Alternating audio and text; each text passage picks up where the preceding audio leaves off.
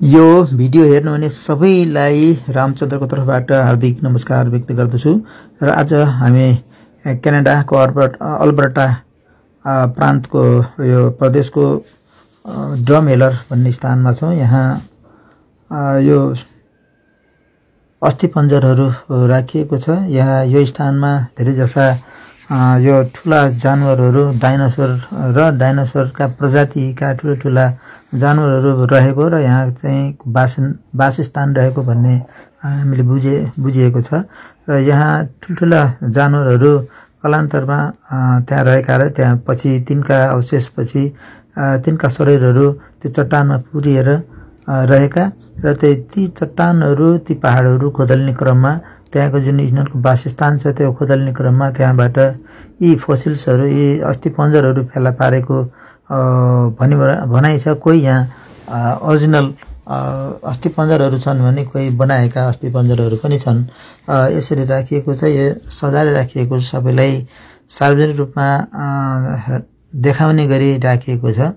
यहाँ केही fees ticket लिएको छ र टिकट लिइसकेपछि यहाँ हामी सबैलाई फोटो खिच्ने त्यो व्यवस्था गरिएको छ। फोटो खिच्न दिएको छ। कुनै ठाउँमा फोटो खिच्न दिइँदैन भने यहाँ फोटोलाई कुनै पनि बन्देज गरिएको अहिलेसम्ममा पाइएको छैन। र यसरी फोटो खिचिराख्दाखेरि यहाँहरू सबैलाई हामीले देखाउन गइरहेको छौँ। यहाँ राखिएका कुराहरू यो क्यानाडाको अल्बर्टा यो प्रदेशको हो। यो ड्रमहेलर भन्ने स्थानमा राखिएको छ। यी स्थानहरूमा हामी घुम्न जाने क्रममा दैनिक रूपमा एक स्थानमा गइरहेका छौँ। त्यो जाने क्रममा मैले देखेका र हामीले यहाँ देखेका कुराहरू चाहिँ हजुरहरू सबैको माझमा पुर्याउने उद्देश्यले यो भिडियो बनाइएको छ।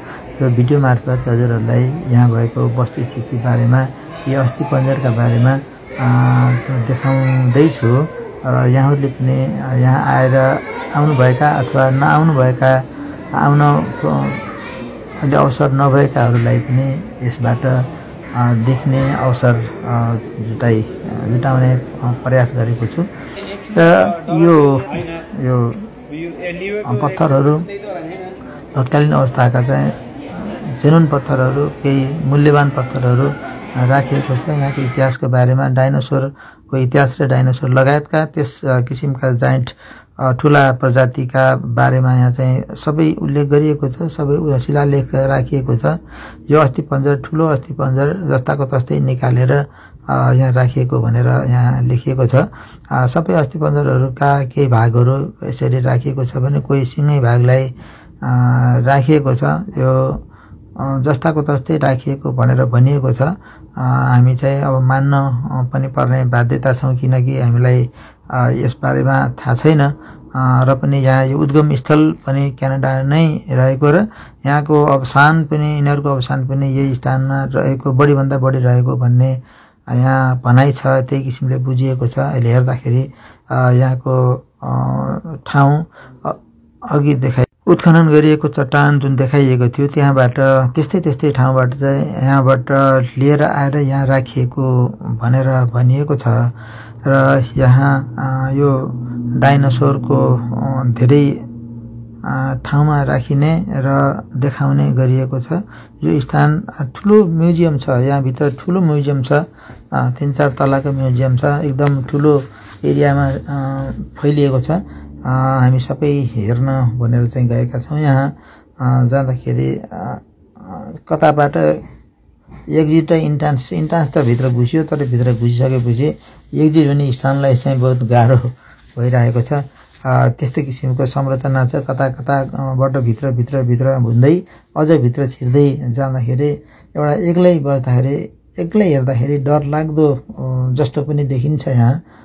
तर चाहिँ यहाँ सबै यहाँ भरिभराउ व्यक्तिहरू दर्शकहरू आगन्तुकहरू पर्यटकहरू यहाँ आएर हेर्ने गरिएको रहेछ। यहाँ चाहिँ त्यस्तो किसिमको व्यवस्था छ। सबै टाढाबाट पनि यहाँ आउनु हुँदो रहेछ। टाढादेखिबाट आउनुभएका सम्पूर्ण आगन्तुक अथवा पर्यटकहरू सबैले धेरै भाषा धर्मका व्यक्तिहरू आउनुहुन्छ र हेर्नुहुन्छ। यहाँ चाहिँ कुनै किसिमको भेदभाव छैन। सबैलाई समान व्यवहार गरिन्छ। केही नबुझेका कुराहरू सोद्धाखेरि प्रष्टसित सम्झाएर बुझाएर बताउने गरिएको छ र हामी अब विदेशमा आएका छौं जस्तो महसुस भएको छैन। यस्तो किसिमको वातावरण भएकोले साह्रै खुसी लागेको छ यहाँ आउँदाखेरि। यहाँ जे कुरा पनि बुझ्न पाइएको छैन भने बुझ्नलाई सकिन्छ, सोध्न सकिन्छ, जस्ताको तस्तै बताइन्छ र अझ पर्यटक हो भन्ने बित्तिकै उहाँलाई झन् सम्मानको साथमा हेर्ने र व्यवहार गर्ने चलन रहेको छ। यी फोसिल्सहरू, यी अस्थिपञ्जरहरू हेर्दाखेरि लाग्छ यो एउटा राम्रो किसिमले व्यवस्था गरेर राखेको छ। यो व्यवस्थापन पक्षलाई हेर्दा त्यो राम्रो व्यवस्थापन गरेको र धेरै खर्च पनि गरिएको छ। लाइटिङको व्यवस्था, राखाइको प्रकृति अनि सबै भवनहरू, पार्किङ क्षेत्र, बिघौँ बिघाका पार्किङ क्षेत्र लगायतको यहाँको यो दृश्य छ। यो दृश्य पहिलाको घाँस पनि राखिएर बनाइएको छ, जस्ताको तस्तै राख्न खोजिए जस्तो गरिएको छ, जसले गर्दाखेरि हेर्दाखेरि बहुत मनोरम, एकदम मनोरम रमाइलो भएको छ। हामी सबैलाई उत्सुकताका साथमा हेरिएको छ। यो अल्बर्टाको करिब दक्षिण एरियामा दक्षिणतर्फ पर्छ। यो क्षेत्र यस्तै पर्यटकीय क्षेत्रले भरिएका क्षेत्रहरू छन्। यहाँ जग्गाहरू प्रशस्तै भएकोले, भूभाग प्रशस्तै भएकोले एकौं एकड, सयौं एकड एकैजनाको पनि रहेको छ र त्यो स्थानमा बिक्रीको लागि खेती गर्ने जग्गामा बिक्री गर्न नपाउने किसिमको, अथवा बिक्री गरे पनि 20 एकड भन्दा कम बिक्री गर्न नपाउने त्यस्तो किसिमको, अथवा खरिद गर्न नपाउने त्यस्तो किसिमको व्यवस्था पनि रहेको भन्ने बुझिएको छ।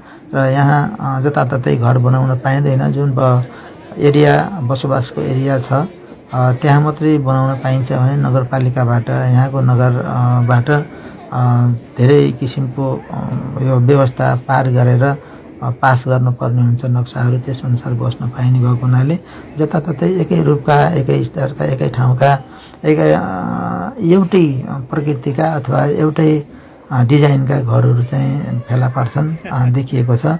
सडकको मापदण्डलाई त्यत्तिकै कायम गरेर सडकको मापदण्ड अनुसार बनाइएको छ। जति छोड्न पर्ने छोडिएको छ।